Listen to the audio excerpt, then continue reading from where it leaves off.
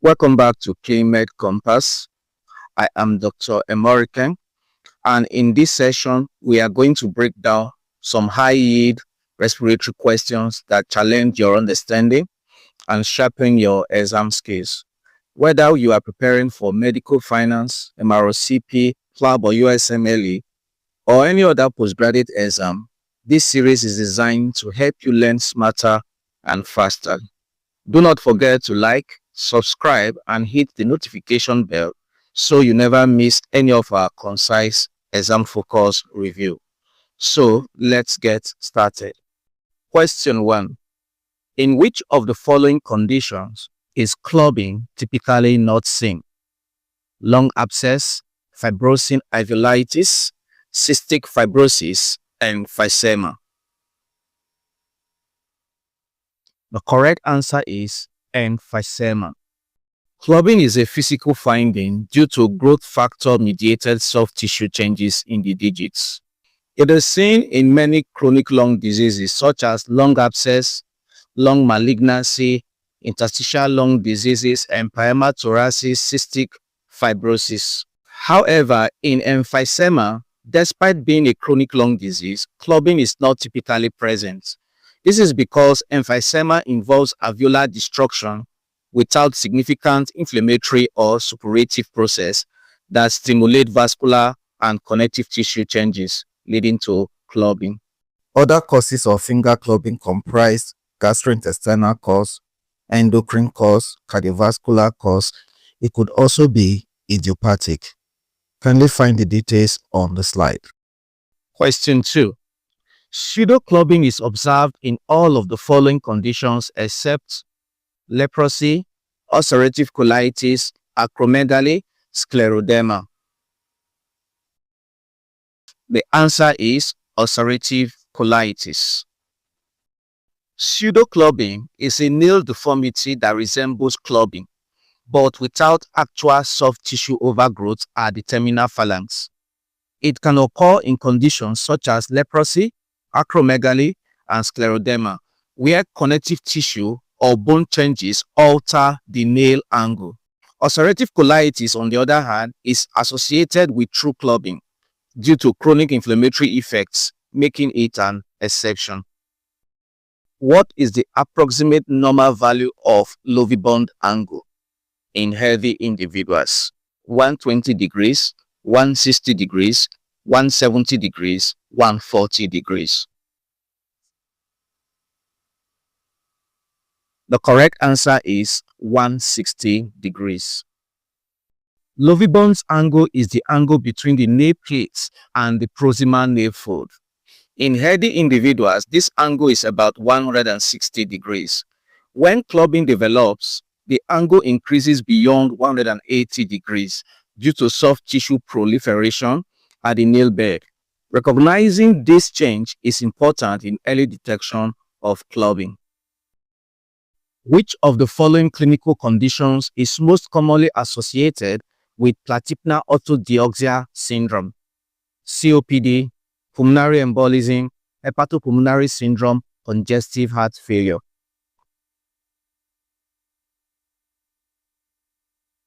The correct answer is C, hepatopulmonary syndrome. Platypnea is breathlessness that worsens when sitting or standing and improves on lying down. Autodeoxia is a drop in oxygen saturation in the upright position. The most common cause is hepatopulmonary syndrome due to intrapulmonary vascular dilatation in chronic liver disease. Gravity increases blood flow through the dilated vessels in the upright position, worsening shunting and hypoxia. Symptoms often improve when lying down. This table reveals the various causes of platypnea. It could be from intracardiac shunts, patent foramen ovale, atrial septal defects, atrial myxoma, pulmonary causes, hepatopulmonary syndrome, pulmonary arteriovenous malformation. It could be post-pneumonectomy, severe kyphoscoliosis, advanced liver disease with intrapulmonary shunting. Egophony is typically heard in which of the following conditions? Bronchial asthma, emphysema, lobar pneumonia, pneumothorax. The correct answer is lobar pneumonia. Egophony is a distinctive high-pitched nasal or bleating quality of the voice heard over areas of lung consolidation. In lobar pneumonia, alveoli are filled with inflammatory exudates, which transmit higher frequency sounds more efficiently while filtering lower frequencies. When a patient says E, it is heard through the stethoscope as A. This finding helps distinguish consolidation from conditions like asthma, emphysema, or pneumothorax where egophony is absent. Bronchial breath sounds are least likely in which of the following conditions? Collapse with patent bronchus, bronchial asthma, large superficial cavity, bronchopleural fistula.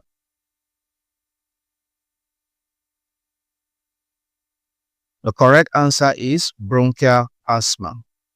Bronchial breath sounds occur when sound is transmitted through consolidated or cavitated lung tissue, as in lobar pneumonia, large cavities, or patent collapsed lungs.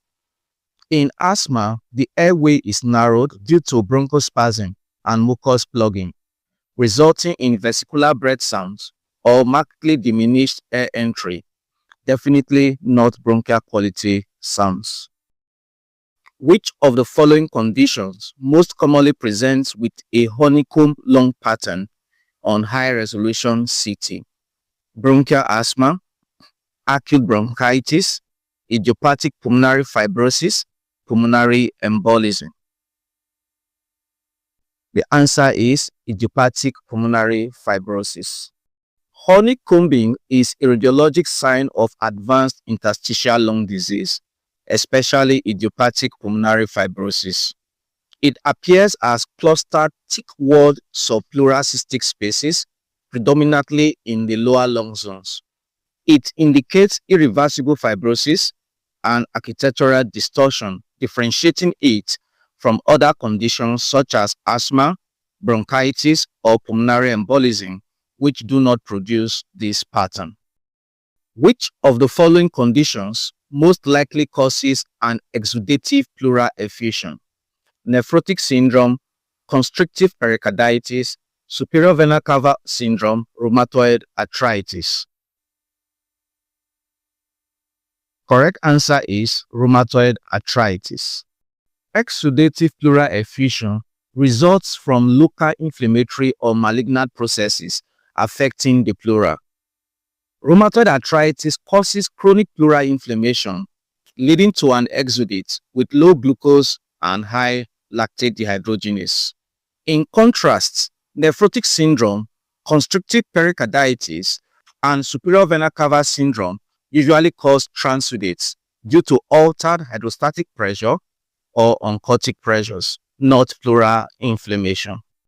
This slide highlights the causes of exudative and transudative pleural effusion, from pneumonia, tuberculosis, malignancies, systemic lupus erythematosus, empyema thoracis, pulmonary embolism as causes of exudative effusion, heart failure, nephrotic syndrome, liver cirrhosis, constrictive pericarditis, and others as causes of transudative pleural effusion.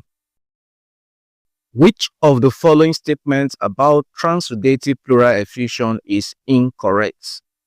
Protein less than 3 grams per 100 ml, pleural fluid LDH to serum LDH ratio less than 0.6, pH less than 7.2, specific gravity less than 1.016.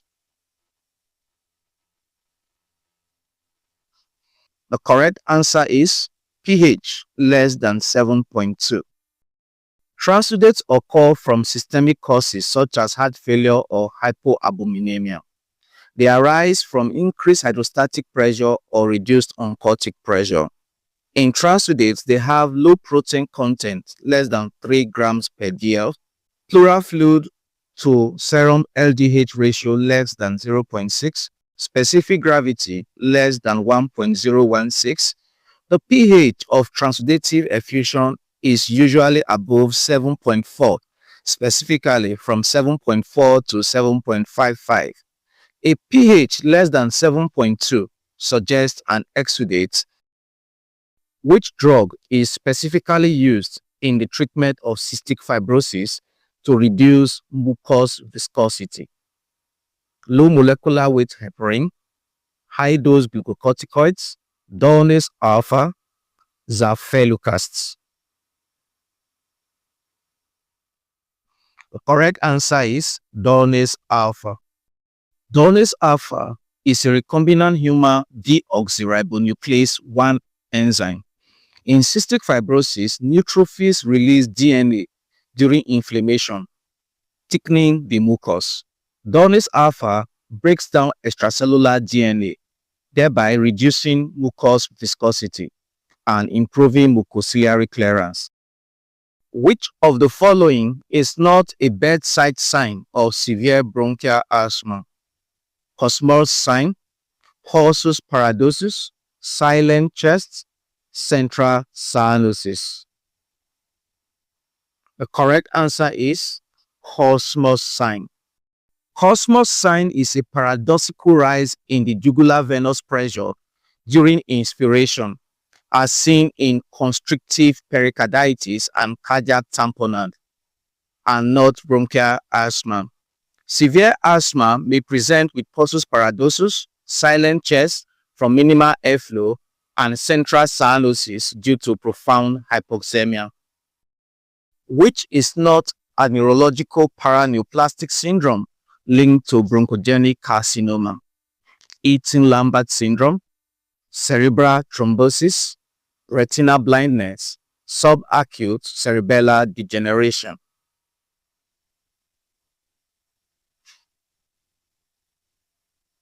The correct answer is cerebral thrombosis. Paraneoplastic syndrome refers to a group of symptoms or clinical findings that occur due to cancer, but not from the direct effect of the tumor or its metastasis. Paraneoplastic neurologic syndromes associated with bronchogenic carcinoma include the Eaton-Lambert myasthenic syndrome, subacute cerebellar degeneration, cancer-associated retinopathy. Cerebral thrombosis, however, is a vascular event and not classified as a neurological paraneoplastic syndrome. Lennox-Pierce and Koshma-Spiras in sputum are hallmark findings of pulmonary tuberculosis, farmer's lung, chronic bronchitis, bronchial asthma. The correct answer is bronchial asthma. Koshma spiras are coiled mucus plugs seen in sputum. Lennox-Pierce, also called Crayola bodies, are clusters of shared bronchial epithelial cells. Both are microscopic features of bronchial asthma, reflecting mucus hypersecretion and epithelial injury from chronic inflammation. What is the investigation of highest diagnostic accuracy in acute pulmonary embolism? ECG, arterial blood gas, contrast-enhanced spiral CT, ventilation perfusion scan. The correct answer is contrast-enhanced spiral CT scan. The CT pulmonary angiography is a contrast-enhanced spiral CT scan. It is the gold standard for pulmonary embolism diagnosis, allowing direct visualization of thrombi within the pulmonary arteries. It is highly sensitive and specific, especially for emboli in the main and segmental arteries.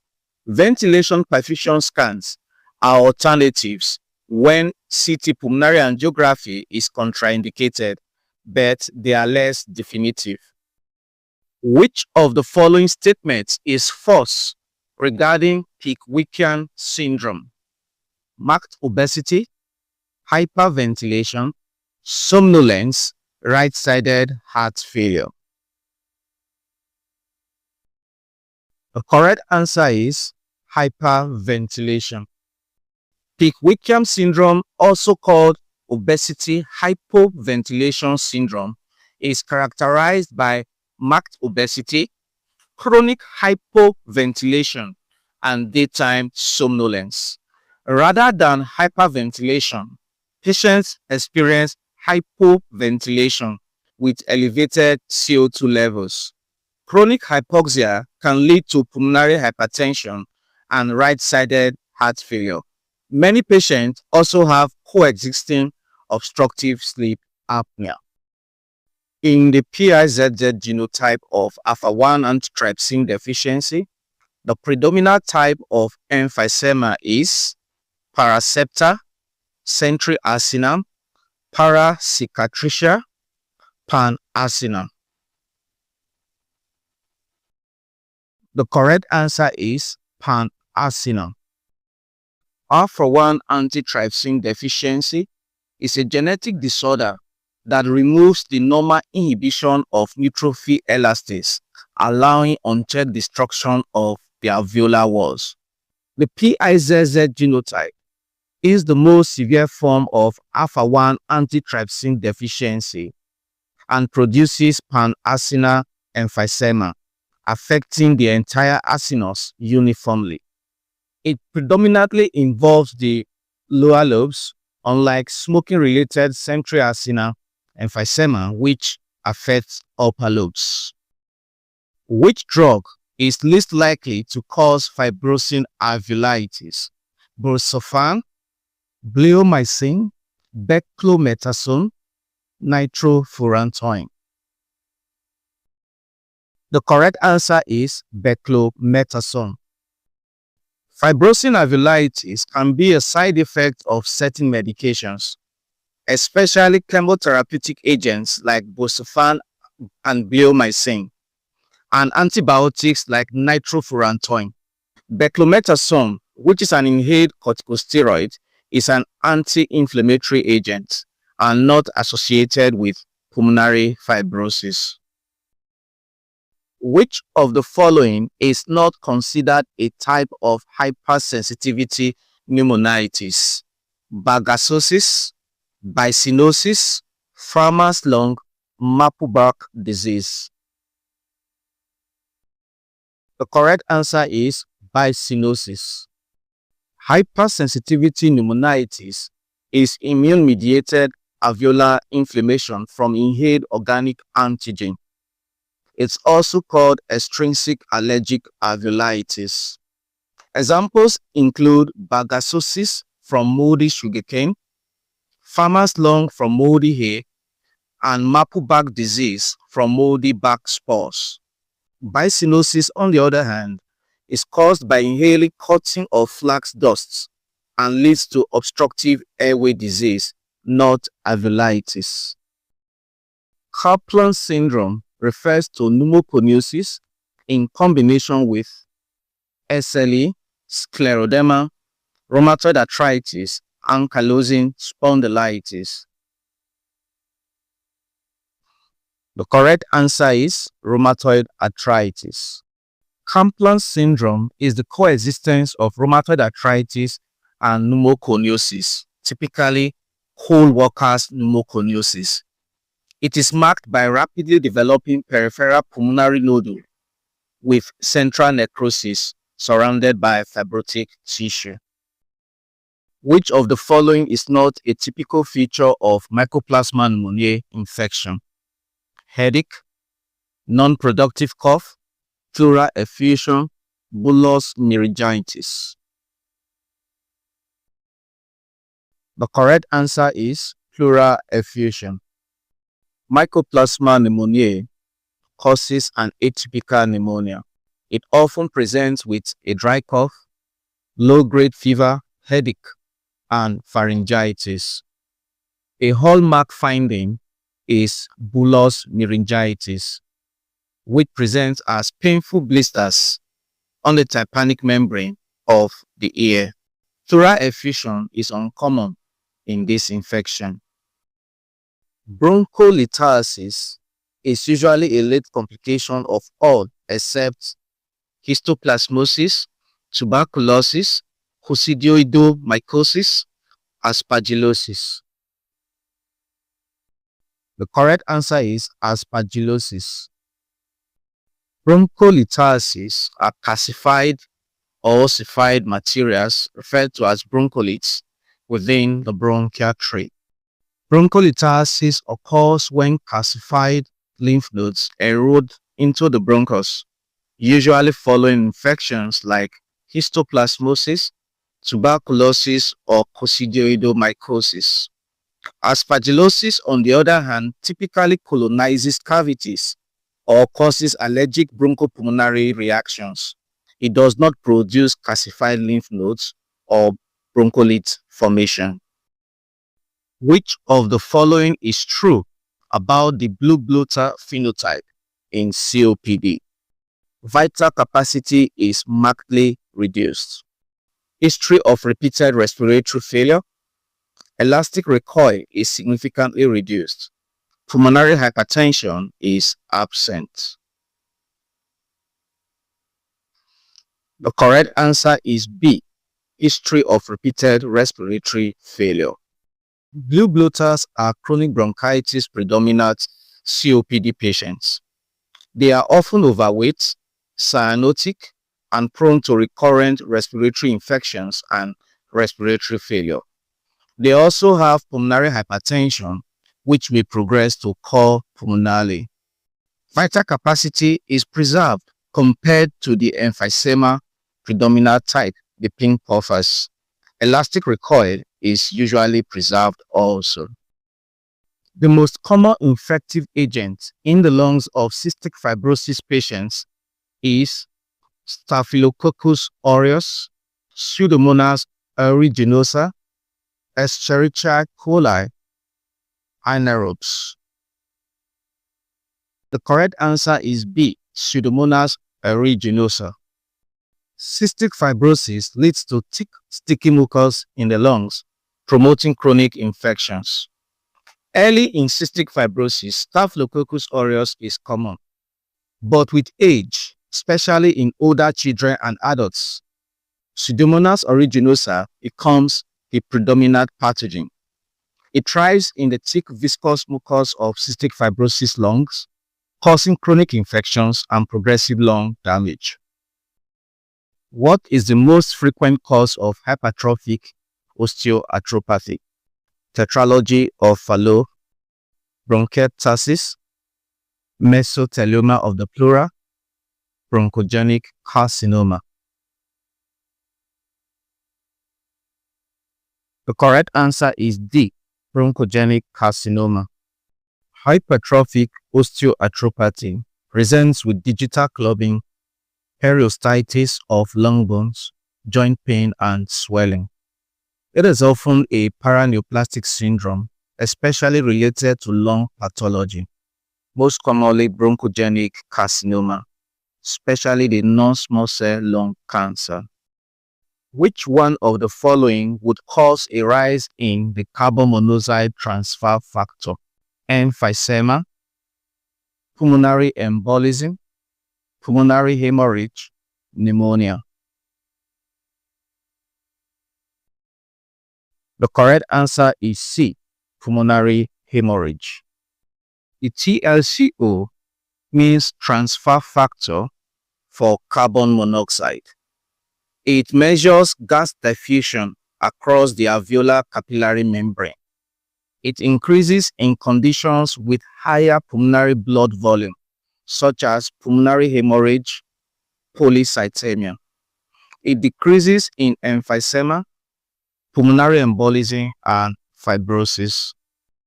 Which of the following factors is least useful in assessing patients with poor prognosis in community-acquired pneumonia? Mini-mental score of 6/10, urea of 11.4 millimoles per liter, C-reactive protein of 154, respiratory rate of 30. The correct answer is C, C-reactive protein of 154. Prognosis in community-acquired pneumonia is often assessed using the COP65 which considers confusion, abbreviated mini-mental score of less or equal to 8/10, urea greater than 7 millimoles per liter, respiratory rate greater or equal to 30 per minute, blood pressure systolic less or equal to 90, or diastolic less or equal to 60 millimeters of mercury, and age greater or equal to 65 years. C-reactive protein is a marker of inflammation, but it is not part of the validated severity scores. Miliary mottling on chest X-ray is not typically seen in extrinsic allergic alveolitis, chickenpox pneumonia, tuberous sclerosis, pulmonary hemosiderosis. The correct answer is C, tuberous sclerosis. Miliary mottling consists of numerous tiny nodules throughout both lungs. It is seen in miliary TB, chickenpox pneumonia, pulmonary hemosiderosis, and some other hypersensitivity pneumonitis cases. Tuberous sclerosis, on the other hand, affect the lungs with cystic or nodular lesions, not diffuse miliary nodules, which is not a typical finding in lobar pneumonia. Tracheal deviation to the opposite side, woody dullness on percussion, tubular breath sounds, whispering petoriloquy. The correct answer is A, tracheal deviation to the opposite side. In lobar pneumonia, a trachea is usually central, unless there is massive effusion or collapse. Findings include woody dullness on percussion, bronchial or tubular breath sounds, and increased vocal resonance, and may have whispering petoriloquy. Asbestosis is not commonly associated with mesothelioma of the peritoneum, carcinoma of the lung, progressive massive fibrosis, mesothelioma of the pleural. The correct answer is C, progressive massive fibrosis. Asbestosis is linked to both pleural and peritoneal mesothelioma and lung carcinoma.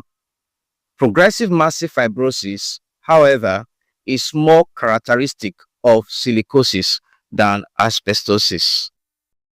Which of the following is not a component of Kartagener syndrome?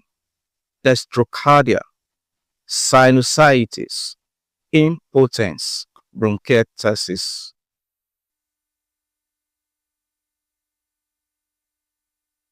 The correct answer is impotence. Kartagener syndrome is a form of primary ciliary dyskinesia characterized by the triad of situs inversus, including dextrocardia, chronic sinusitis, and bronchiectasis.